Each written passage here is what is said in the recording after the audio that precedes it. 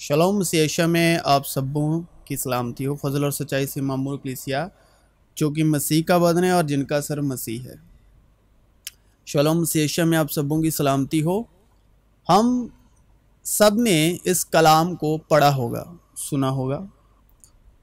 खरूज 20 बाब 8 आयात से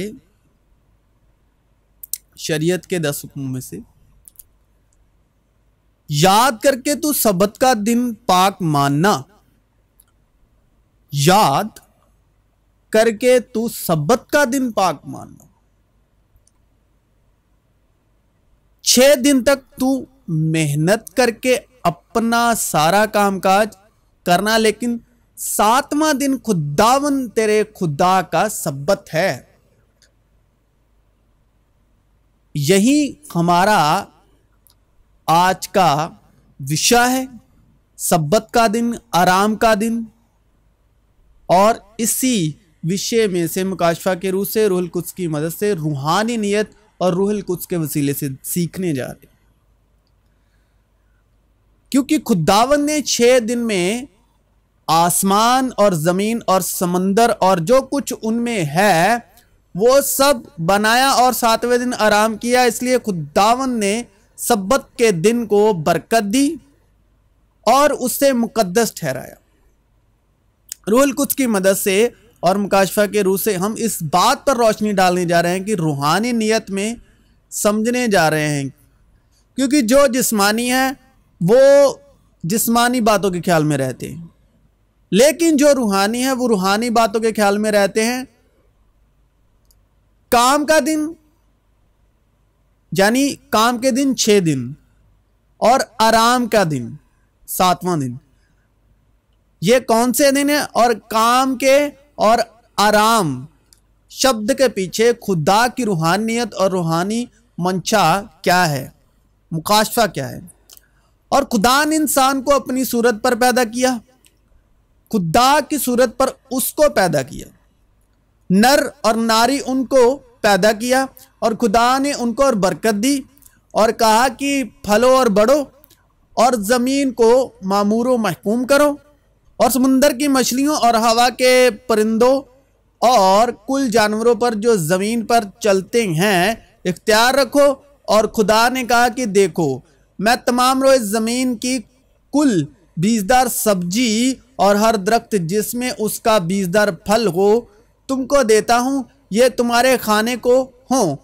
और जमीन के कुल जानवरों के लिए और हवा के कुल परिंदों के लिए और उन सब के लिए जो जमीन पर रेंगने वाले हैं जिनमें जिंदगी का दम है, कुल हरी बूटियां खाने को देता हूं। और ऐसा ही हुआ। और खुदा ने सब पर जो उसने बनाया था नजर की और देखा कि बहुत अच्छा है। और शाम हुई और सुबह हुई, सो 6ठा दिन हुआ। सो आसमान और जमीन और उनके कुल लश्कर का बनाना खत्म हुआ। और खुदा ने अपने काम को जिसे वो करता था 7वें दिन खत्म किया और अपने सारे काम से जिसे वो कर रहा था यानी कर चुका 7वें दिन फारिग हुआ।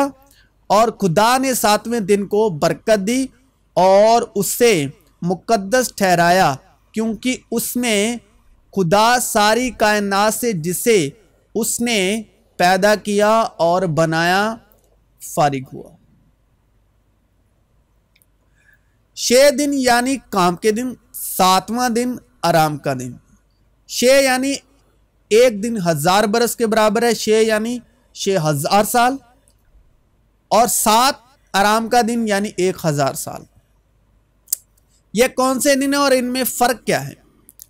और खुदा ने जमीन की मिट्टी से इंसान को बनाया और उसके नथनों में जिंदगी का दम फूका तो इंसान जीती जान हुआ।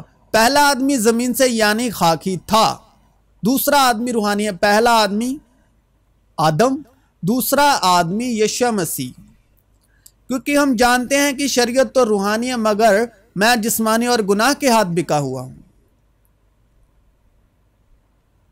अब जिस्म के काम तो जाहिर हैं, यानी हरामकारी, नापाकी, शहवत प्रस्ती, बुत प्रस्ती, जादूगरी, दावतें, झगड़ा, हसद, गुस्सा, तफरीकें, जुदाइयां, बिदतें, बुगज, नशेबाजी, नाच, रंग और इनकी मानिंद। और आदम से उसने कहा, क्योंकि तूने अपनी बीवी की बात मानी और उस दरख्त का फल खाया जिसकी बाबत मैंने तुझे हुक्म दिया था कि उसे ना खाना, इसलिए जमीन तेरे सबब से लानती हुई। मुशक्कत के साथ तू अपनी उम्र भर उसकी पैदावार खाएगा और वो तेरे लिए कांटे और ऊंट कुटारे उगाएगी और तुम खेत की सब्जी खाएगा। तू अपने मुंह के पसीने की रोटी खाएगा जब तक कि जमीन में तू फिर लौट ना जाए, इसलिए कि तू उससे निकाला गया है, क्योंकि तू खाक है और खाक में फिर लौट जाएगा। ये उस अकेले आदम की बात नहीं हो रही, पूरी आदमजात की बात हो रही है। यशा मसीह के अलावा पूरी आदमजात की बात हो रही है।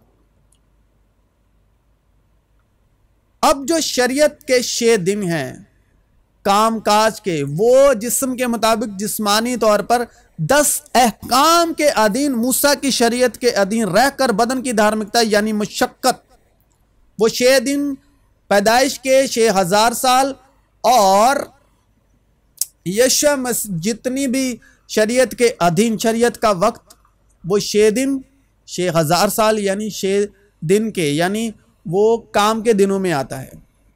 धार्मिकता, वो खैमा मौजूदा जमाने के लिए एक मिसाल है और इसके बावजूद ऐसी नजरें और कुर्बानियां गुजरानी जाती थी। यह है काम के दिन यानी धार्मिकता, जो इबादत करने वाले को दिल के एतबार से कामिल नहीं कर सकती, इसलिए कि वो सिर्फ खाने पीने और तरह तरह के गुस्लों की बिना पर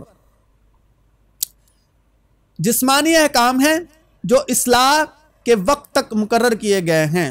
तो पहला आदम जिस्मानी था। 6 अंक है वो शरीर का अंक है, जिस्म का अंक है, जमीन का अंक है, जिस्मानी मुशक्कत का अंक है। तो 6 दिन शरीयत के अधीन रहकर जिस्मानी तौर पर बदन की धार्मिकता यानी 10 हुक्मों के द्वारा बदन की धार्मिकता में चलना, यह है मुशक्कत। मुशक्कत से तू अपनी पैदावार खाएगा। शरीयत के अधीन रहना, धार्मिकता के कामों को पूरा करना, बदन के वसीले मुशक्कत उठाते रहना, हुक्मों को मानते रहना, मानते रहना, मानते रहना, मानते, साल दर साल हर रोज बिल नांगा कुर्बानियां गुजरानते जाना। 7 दिन जो आराम का दिन है वो है मसीह यशुआ के नाम में ईमान लाने से धार्मिकता को हासिल करना। यह है 7वां दिन। बस उन्होंने उससे कहा कि हम क्या करें कि खुदा के काम अंजाम दे। यस्सु ने जवाब में उनसे कहा, खुदा का काम यह है कि जिसे उसने भेजा है उस पर ईमान लाओ, आराम पाओ। ईमान लाओ और आराम पाओ। और शरीयत को ईमान से कुछ वास्ता नहीं, शरीयत को ईमान से कुछ वास्ता नहीं, बल्कि लिखा है कि जिसने इन पर अमल किया वो इनके सबब से जीता तो रहेगा मगर कामिल संपूर्ण नहीं होगा और आराम के दिल में दाखिल नहीं हो पाएगा, आराम के दिन में दाखिल नहीं हो पाएगा। मुशक्कत उठाते जाओ, शरीयत की धार्मिकता को पूरा करते जाओ, करते जाओ, करते जाओ। और शरीयत तब तक इख्तियार रखती है जब तक बदन जिंदा रहता है। जब बदन गया तो शरीयत का कोई वास्ता नहीं, और शरीयत ने आज तक किसी चीज को कामिल नहीं किया। यह ना समझो कि मैं तुरेत या नबियों की किताबों को मनसूख करने आया हूं, मनसूख करने नहीं बल्कि पूरा करने आया हूं। ऐ मेहनत उठाने वालों और बोझ से दबे हुए लोगों, किस बोझ से दबे हुए लोगों? शरीयत के बोझ से दबे हुए लोगों, हुक्मों के बोझ से दबे हुए लोगों, बदन की धार्मिकता से दबे हुए लोगों। हुक्म पर हुक्म, इशाया में लिखा है हुक्म पर हुक्म, सब मेरे पास आओ, मैं तुम्हें आराम दूंगा, मैं तुम्हें आराम दूंगा। विश्वास करो, कुछ काम करने की जरूरत नहीं, ईमान लाओ। यीशु ने जवाब में उनसे कहा, खुदा का काम यह है कि जिसे उसने भेजा है उस पर ईमान लाओ और आराम पाओ। तो भी उसने हमारी सारी मुशक्कतें उठा ली और हमारे गमों को बर्दाश्त किया, पर हमने उसे खुदा का मारा कूटा और सताया हुआ समझा। यहूदियों ने, इज़राइल की 12 गोत्रों ने, और उसने उनसे कहा, सब्बत आदमी के वास्ते बना है, ना कि आदमी सब्बत के वास्ते। सब्बत आराम, 7वां दिन, आराम का दिन जो है आदमी के वास्ते बना है, ना कि आदमी आराम के दिन के वास्ते, सब्बत के दिन के वास्ते। बस इब्ने आदम सब्बत का भी मालिक है। इब्ने आदम यीशु मसीह सब्बत का मालिक है, आराम के दिन का मालिक है। ईमान के बानी कामिल करने वाले मसीह यीशु को ताकते रहे। सब्बत का दिन 7 दिन, 7वां दिन आराम का दिन। आराम यानी लगातार मसीह यीशु के नाम में, विश्वास में बने रहना। बस जब यीशु ने वो सिरका पिया तो कहा कि तमाम हुआ, तमाम हुआ, और सिर झुकाकर जान दे दी।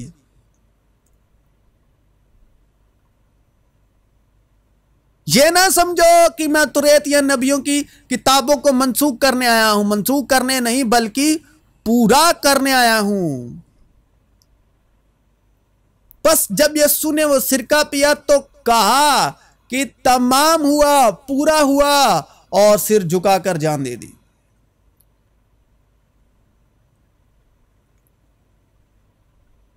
ऐ मेहनत उठाने वालों और बोझ से दबे हुए लोगों, सब मेरे पास आओ, मैं तुम्हें आराम दूंगा। बस क्योंकि तैयारी का दिन था, यहूदियों ने पिलातूस से दरख्वास्त की कि उनकी टांगें तोड़ दी जाएं और लाशें उतार ली जाएं, ताकि सब्बत के दिन सलीब पर ना रहें, क्योंकि वो सब्बत एक खास दिन था। वो सब्बत एक खास दिन था। आराम, शरीयत के कामों से आराम। उसने हमारी सारी मुशक्कतें उठा ली। विश्वास करो और आराम पाओ, क्योंकि हमें भी उन्हीं की तरह खुशखबरी सुनाई गई, लेकिन सुने हुए कलाम ने उनको इसलिए कुछ फायदा ना दिया कि सुनने वालों के दिलों में ईमान के साथ ना बैठा। और हम जो ईमान लाए उस आराम में दाखिल होते हैं। हम जो ईमान लाए उस आराम में दाखिल होते हैं। ईमान कौन नहीं लाए? इज़राइल की खोई हुई बेटें, याकूब के 12 गोत्र नस्लें ईमान नहीं लाई। यहूदी ईमान नहीं लाए। और हम जो ईमान लाए, वो कोई भी हो, जो ईमान लाए उस आराम में दाखिल होते हैं। जिस तरह उसने कहा कि मैंने अपने गज़ब में कसम खाई कि ये मेरे आराम में दाखिल ना होने पाएंगे। वो बिनाए आलम के वक्त उसके काम हो चुके थे। चुनांचे उसने 7वें दिन की बाबत किसी मौका पर इस तरह कहा है कि खुदा ने अपने सारे कामों को पूरा करके 7वें दिन आराम किया। और फिर इस मकाम पर यह कहता है कि वो मेरे आराम में दाखिल ना होने पाएंगे। पर जब यह बात बाकी है कि बाज उस आराम में दाखिल हों, और जिनको पहले खुशखबरी सुनाई गई थी, खुशखबरी, बादशाहत नजदीक आ गई है। बादशाहत रूहुल कुद्स, वो बख्शिश ईमान से हासिल होती है। वो नाफरमानी के सबब से दाखिल ना हुए, तो फिर एक खास दिन ठहरा कर इतनी मुद्दत के बाद दाऊद की किताब में उसे आज का दिन कहता है। जैसा पेशतर कहा गया कि अगर आज तुम उसकी आवाज सुनो तो अपने दिलों को सख्त ना करो। और अगर यहोशू ने उन्हें आराम में दाखिल किया होता तो वो उसके बाद दूसरे दिन का जिक्र ना करता। बस खुदा की उम्मत के लिए सब्बत का आराम बाकी है, क्योंकि जो उसके आराम में दाखिल हुआ उसने भी खुदा की तरह अपने कामों को पूरा करके आराम किया। बस आओ हम उस आराम में दाखिल होने की कोशिश करें ताकि उनकी तरह ना फरमानी करके कोई शख्स गिरना पड़े। आराम क्या है? अब फक्की फरीसी यीशु मसीह के पास आते हैं, बोलते हैं यूहन्ना के शागिर्द भी व्रत रखते हैं, रोजा रखते हैं, और हमारे भी, तेरे शागिर्द रोजा नहीं रखते। ये है आराम का दिन, तेरे शागिर्द रोजा नहीं रखते। उसने फिर उनसे कहा, मैं जानता हूं और तुम मुझे ढूंढोगे और अपने गुनाह में मरोगे। किनसे कहा? यहूदियों से जो ईमान नहीं लाए, फकी फरीसियों से जो मूसा की शरीयत के मुअल्लिम, उस्ताद, रब्बी और उसकी गद्दी पर बैठे हुए। उसने फिर उनसे कहा, मैं जाता हूं और तुम मुझे ढूंढोगे और अपने गुनाह में मरोगे। जहां मैं जाता हूं तुम नहीं आ सकते, क्योंकि शरीयत की नस्ल, जिस्म की नस्ल जमीन की नस्ल है, और लहू और मांस खुदा की बादशाहत के वारिस नहीं हो सकते। लहू और मांस खुदा की बादशाहत के वारिस नहीं होते। बादशाहत क्या है? क्योंकि शरीयत वाले ईमान नहीं लाते और वो उस बादशाहत के हकदार नहीं हो सकते, क्योंकि वो मिरास ईमान के सबब से मिलती है ताकि फजल के तौर पर हो, और फजल और सच्चाई मसीह यीशु की मार्फत पहुंची, और वो मिरास ईमान से मिलती है, और शरीयत को ईमान से कुछ वास्ता नहीं। तो हाजरा का बेटा वादे की संतान के साथ, हाजरा के बेटे वादे की संतान के साथ वारिस नहीं हो सकते। उसने फिर उनसे कहा, मैं जानता हूं और तुम मुझे ढूंढोगे और अपने गुनाह में मरोगे। जहां मैं जाता हूं तुम नहीं आ सकते। अगर आप भी शरीयत के अधीन चलते हो तो हाजरा की संतान हो। बाप वो हाजरा और सारा, ये दो अहद हैं। फजल और सच्चाई मसीह यीशु की मार्फत पहुंची।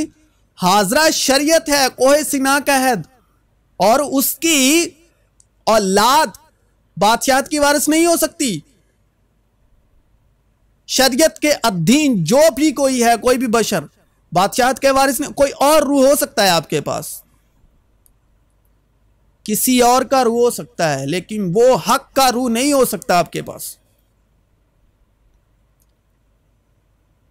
जहां मैं जाता हूं तुम नहीं आ सकते। बस यहूदियों ने कहा, क्या वो अपने आप को मार डालेगा जो कहता है जहां मैं जाता हूं तुम नहीं आ सकते? क्योंकि लहू और मांस, खून और गोश्त खुदा की बादशाहत के वारिस नहीं हो सकते। उसने उनसे कहा, तुम नीचे के हो, जमीन की औलाद। अब्राहम के साथ वादा हुआ ना, तुम नीचे के हो, वो नीचे की नस्ल है, और ईमान वाले आसमानी नस्ल हैं, वादे की संतान। आसमान, अब्राहम को कहा, आसमान के तारे गिन, ऐसी तेरी औलाद होगी। ईमान वाले, शरीयत वाले, जमीन के जर्रे, समुंदर की रेत की मानिंद। मैं ऊपर का हूं। फजल और सच्चाई के जो दीन है वो ऊपर के हैं, ईमान वाले वो ऊपर के हैं, रूहुल कुद्स वाले ऊपर के हैं, सच्चाई की रूह जिनको हासिल है वो ऊपर के हैं। जो शरीयत वाले हैं वो नीचे के हैं, क्योंकि हाजरा की संतान वादे की संतान नहीं और वारिस नहीं हो सकती। और वारिस जब तक बच्चा है उसमें और गुलाम में कोई फर्क नहीं। बच्चा वो होता है जो ईमान में बच्चा है, जिस्मानी बच्चा नहीं, जो ईमान में बच्चा है। और ईमान जो कामिल होता है, ईमान के बानी और कामिल करने वाले मसीह यीशु को ताकते रहें। ईमान सुनने से आता है, सुनना मसीह के कलाम से। तुम दुनिया के हो, मैं दुनिया का नहीं हूं। जिस तरह उसने कहा कि मैंने अपने गजब में कसम खाई, ये मेरे आराम में दाखिल ना होने पाएंगे। तुम नीचे के हो, शरीयत के अधीन मूसा के 10 अहकाम को मानने वालों, तुम नीचे के हो, क्योंकि जिसे उसने भेजा है उसका यकीन नहीं करते। तुम किताबे मुकद्दस में ढूंढते हो, तुम पवित्र शास्त्र में, पुराने अहदनामे में ढूंढते हो कि हमेशा की जिंदगी। समझते क्या हो? समझते हो कि उसमें हमेशा की जिंदगी तुम्हें मिलती है, और ये वो है जो मेरी गवाही देती है। फिर भी तुम जिंदगी पाने के लिए मेरे पास आना नहीं चाहते। उसमें जिंदगी थी, वो जिंदगी आदमियों का नूर थी, और नूर तारीकी में चमकता है, और तारीकी ने उसको कबूल ना किया।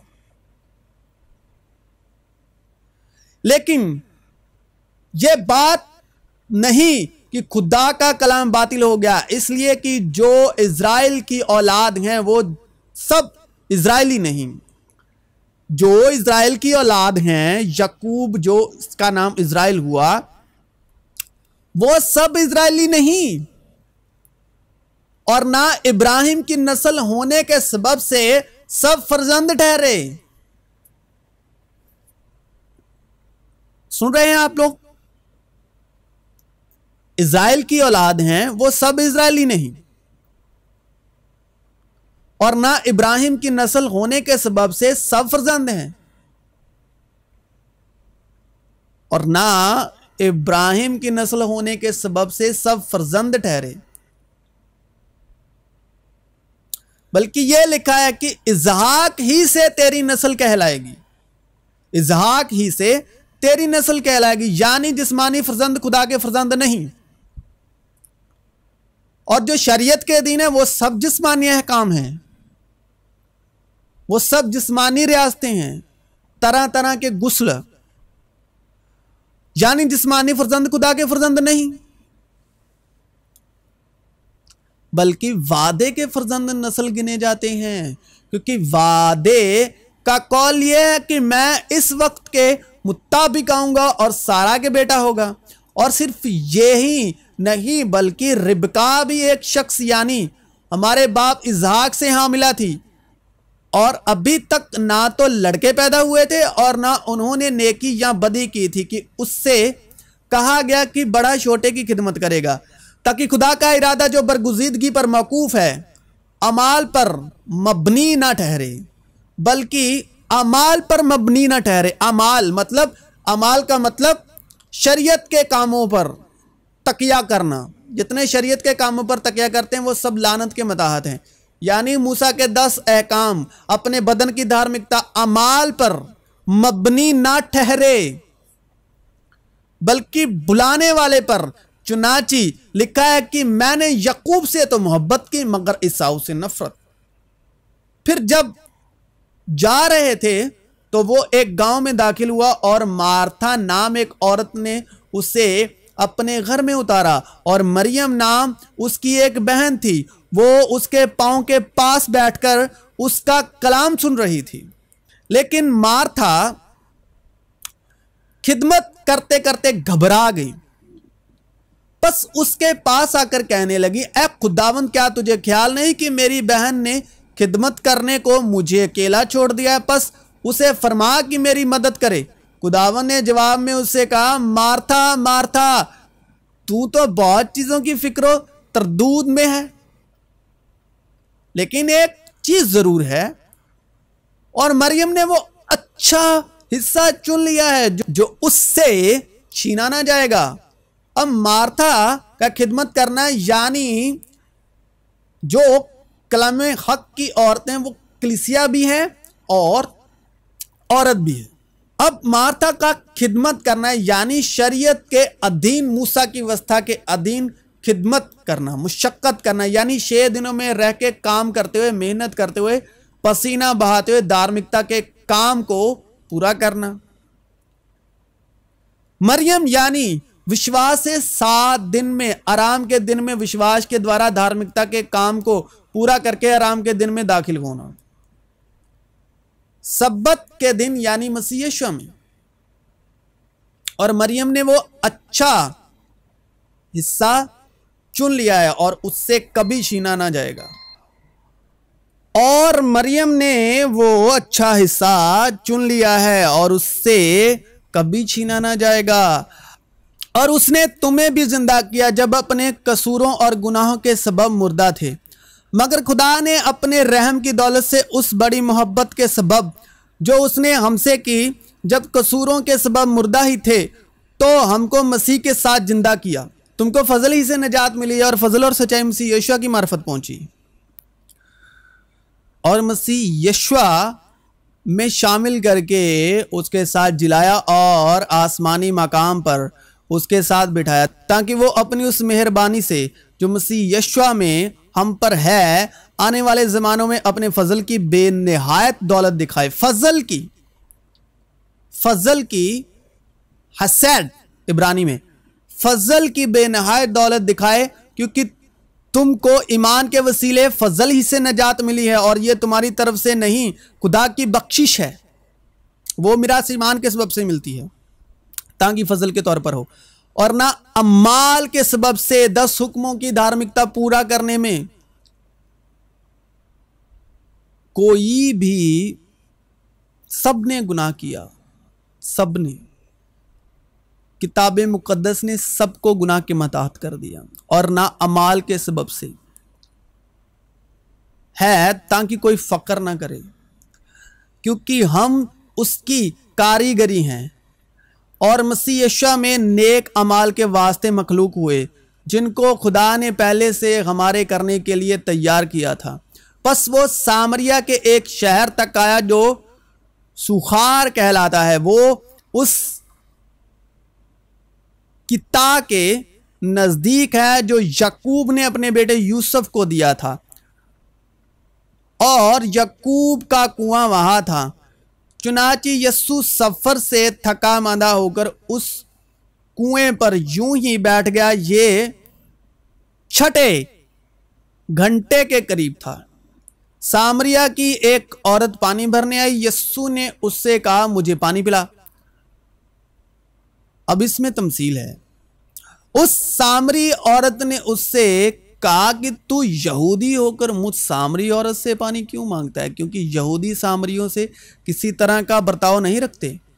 यीशु ने जवाब में उससे कहा, अगर तू खुदा की बख्शिश को जानती और वो ये भी जानती कि वो कौन है जो तुझसे कहता है मुझे पानी पिला, तो तू उससे मांगती और वो तुझे जिंदगी का पानी देता। औरत ने उससे कहा, ए खुदावंद, तेरे पास पानी भरने को तो कुछ है नहीं और कुआं गहरा है, फिर वो जिंदगी का पानी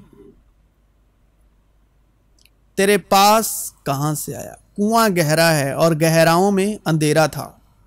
कुआं गहरा है, गहराओं में अंधेरा था। फिर वो जिंदगी का पानी तेरे पास कहां से आया? और कुआं यकूब का। कुआं गहरा है और गहराओं में अंधेरा था। क्या तू हमारे बाप यकूब से बड़ा है, जिसने हमको ये कुआं दिया और खुद उसने और उसके बेटों ने और उसके मवेशी ने उसमें से पिया? यस्सु ने जवाब में उससे कहा, जो कोई इस पानी में से पीता है वो फिर प्यासा होगा। जो कोई इस पानी में से पिएगा यकूब के पानी में से पिएगा, यकूब का कुआं। क्योंकि जिंदगी खुदा में है। तुम किताब मुकद्दस में ढूंढते हो ताकि समझते हो कि हमेशा की जिंदगी उसमें है। जिंदगी मसीह यीशु में है। यीशु ने जवाब में उससे कहा, जो कोई इस पानी में से पीता है वो फिर प्यासा होगा। क्योंकि किताब मुकद्दस जो है वो यीशु मसीह की गवाही है, उसमें जिंदगी नहीं, जिंदगी यीशु मसीह में है। मगर जो कोई उस पानी में से पिएगा जो मैं उसे दूंगा, वो अब तक प्यासा ना होगा, बल्कि जो पानी मैं उसे दूंगा वो उसमें एक चश्मा बन जाएगा जो हमेशा की जिंदगी के लिए जारी रहेगा। अब यकूब के कुएं से पियोगे, यानी मुशक्कत 6 दिन, बार बार मुशक्कत, बार बार प्यासे हो जाओगे, बार बार पानी लेने आना पड़ेगा, बार बार पियोगे, बार बार प्यासे होगे। याकूब का कुआं, इज़राइल, इज़राइल, मूसा, मूसा की शरीयत, इज़राइल, पुराना अहदनामा, पुरानी मशकें, यानी बदन की धार्मिकता, बार बार प्यास, फिर याकूब के कुएं से पानी भरने आना पड़ेगा, यानी बार बार मुशक्कत। और इसी तरह खाक से निकाले गए थे, फिर खाक में लौट जाओगे। लेकिन मसीह यानी सब्बत का दिन, आराम का, सिर्फ एक बार पियोगे, फिर कभी प्यास नहीं लगेगी, बल्कि खुद भी पिलाने वाले बन जाओगे, यानी दरख्तों को सींचने वाले बन जाओगे। जो कोई प्यासा आपसे आएगा उसको पिलाने वाले, बल्कि जो आपसे पिएगा वो भी चश्मा बनता जाएगा, उसको बार बार पीने की जरूरत नहीं जो आपसे पिएगा, क्योंकि आपने यीशु मसीह से पिया है, फजल से पिया है, रूहुल कुद्स से पिया है, आराम के दिन से पिया है।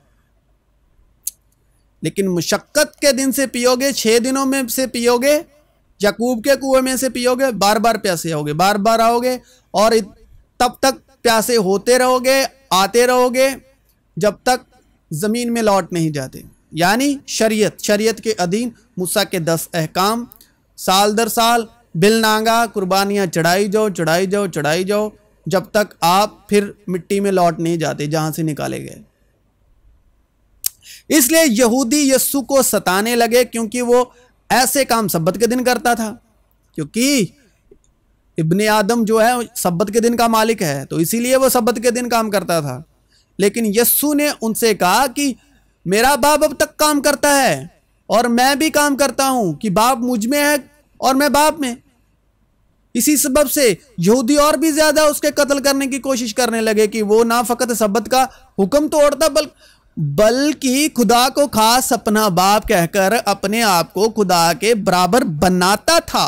तू अपने मुंह के पसीने की रोटी खाएगा। मैं तुमसे सच सच कहता हूं कि जो ईमान लाता है हमेशा की जिंदगी उसकी है। जिंदगी की रोटी मैं हूं, तू अपने मुंह के पसीने से रोटी खाएगा। मैं तुमसे सच सच कहता हूं कि जो ईमान लाता है हमेशा की जिंदगी उसकी है।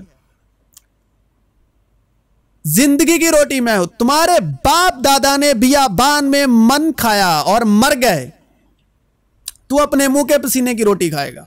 तुम्हारे बाप दादा ने बियाबान में मन खाया और मर गए। इज़राइल, बनी इज़राइल, मूसा शरीयत के अधीन, तुम्हारे बाप दादा ने बियाबान में मन खाया और मर गए। ये वो रोटी है जो आसमान से उतरती है ताकि आदमी उसमें से खाए और ना मरे। तू अपने मुंह के पसीने की रोटी खाएगा। तुम्हारे बाप दादा ने बियाबान में मन खाया और मर गए। ये वो रोटी है जो आसमान से उतरती है। अब कौन सी रोटी खानी है? मूसा के शरीयत के अधीन पत्थर की तख्तियों पर लिखे गए 10 अहकामों के अधीन रोटी खा के मरना है, जिस तरह बाप दादा बियाबान में मर गए, या वो रोटी खानी है जो हमेशा की जिंदगी की रोटी है, जो आसमान से उतरती है ताकि आदमी उसमें से खाए और ना मरे। मैं हूं वो जिंदगी की रोटी जो आसमान से उतरी। अगर कोई इस रोटी में से खाए तो अब तक जिंदा रहेगा, बल्कि जो रोटी मैं जहां की जिंदगी के लिए दूंगा, जहान की, दुनिया की, जहान की जिंदगी के लिए दूंगा, वो मेरा गोश्त है। इसलिए कि शरीयत तो मूसा की मार्फत दी गई, मगर फजल और सच्चाई यीशु मसीह की मार्फत पहुंची। मूसा ने तो वो रोटी आसमान से तुम्हें ना दी, लेकिन मेरा बाप तुम्हें आसमान से हकीकी रोटी देता है, क्योंकि खुदा की रोटी वो है जो आसमान से उतर कर दुनिया को जिंदगी बख्शती है। उन्होंने उससे कहा है खुदावंद ये रोटी हमको हमेशा दिया कर। यस्सु ने उनसे कहा जिंदगी की रोटी मैं हूं, जो मेरे पास आए वो हरगिज भूखा ना होगा और जो मुझ पर ईमान लाए वो कभी प्यासा ना होगा। लेकिन मैंने तुमसे कहा कि तुमने मुझे देख लिया है फिर भी ईमान नहीं लाते। जो कुछ बाप मुझे देता है मेरे पास आ जाएगा और जो कोई मेरे पास आएगा उसे मैं हरगिज ना निकालूंगा। मेरा जुआ अपने ऊपर उठा लो और मुझसे सीखो, क्योंकि मैं हलीम हूं और दिल का फिरोतन, तो तुम्हारी जानें आराम पाएंगी। और जान खून में होती है, यानी कि तुम्हारा लहू आराम पाएगा। लिखा है ना, तुम्हारी जानें आराम पाएंगी। जान जो होती है वो खून में होती है, यानी कि तुम्हारा लहू आराम पाएगा। क्योंकि शरीयत जिसमें आइंदा की अच्छी चीज़ों का अक्स है, परछाई है, और उन चीज़ों की असली सूरत नहीं। उन एक ही तरह की शरीयत के अधीन कुर्बानियों से जो हर साल बिलनागा गुजरानी जाती हैं, पस आने वालों को हरगिज कामिल नहीं कर सकती, क्योंकि शरीयत ने किसी चीज को कामिल नहीं किया। शरीयत ने किसी चीज को कामिल नहीं किया, वरना उनका गुजराना क्यों मौकूफ ना हो जाता।